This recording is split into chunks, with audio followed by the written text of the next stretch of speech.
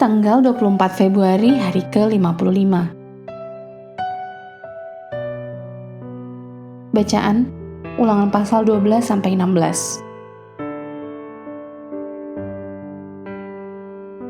Hukum keagamaan untuk Kanaan.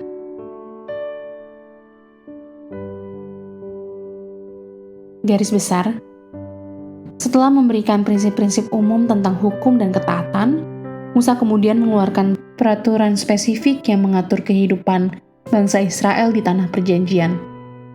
Tuhan sendiri akan menentukan tempat dan cara penyembahan, dan bangsa Israel harus menolak segala bentuk penyembahan berhala. Kemurnian, pemberian persepuluhan, pembebasan dari hutang, dan pemeliharaan adalah cara bagi bangsa Israel untuk menunjukkan hubungan mereka yang unik dengan Tuhan. Selain itu, bangsa Israel harus berhati-hati untuk memperingati setiap hari raya yang menandai peristiwa penting dalam sejarah ajaib mereka.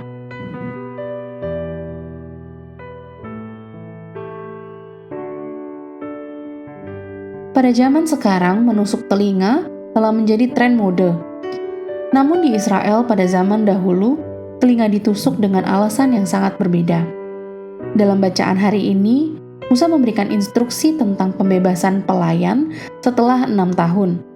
Jika ada situasi di mana seorang hamba sangat mencintai tuannya sehingga tidak ingin dibebaskan, itu berarti hamba tersebut lebih memilih untuk tetap di bawah perlindungan tuannya dan mengabdikan dirinya pada pekerjaannya daripada mendapatkan kebebasan. Sebagai tanda hubungan baru yang abadi ini, sang penguasa akan menindik telinga hamba tersebut dan memberitahukan kepada dunia, "Inilah hamba yang kukasihi, saya terus menjadi tuannya tercinta." Bagaimana dengan Anda? Apakah Anda menindik telinga untuk Tuhan? Apakah Anda milik Bapa dan siap melakukan kehendak-Nya sebagai hamba yang penuh kasih? Jika belum, berikanlah telingamu dan hidupmu kepada Tuhan sekarang juga.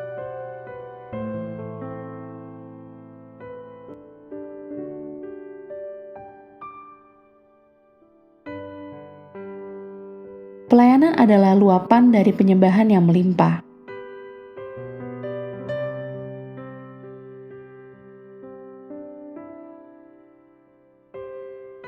Pendalaman. Apa yang kami lakukan hari ini? Jangan. Ulangan pasal 12 ayat 8-11. Karena gangguan kehidupan yang terjadi akibat penaklukan tanah di sebelah timur Sungai Yordan, penyembahan yang teratur kepada Tuhan menjadi tidak memungkinkan. Ayat ini mungkin dimaksudkan untuk melarang penggunaan altar pribadi dalam ibadah atau pengorbanan. Hanya ada satu tempat ibadah yang akan disetujui oleh Tuhan di negeri ini, tempat kemah sucinya yang akan didirikan, dan kemudian kemah suci ini akan digantikan oleh bait suci di Yerusalem.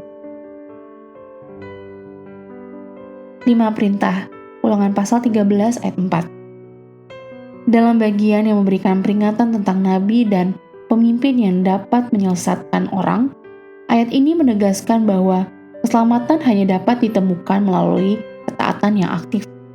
Ulangan pasal 13 ayat 4 mengandung 5 perintah yang menggambarkan kehidupan seorang percaya yang ingin memiliki hubungan yang mendalam dengan Bapa Surgawi.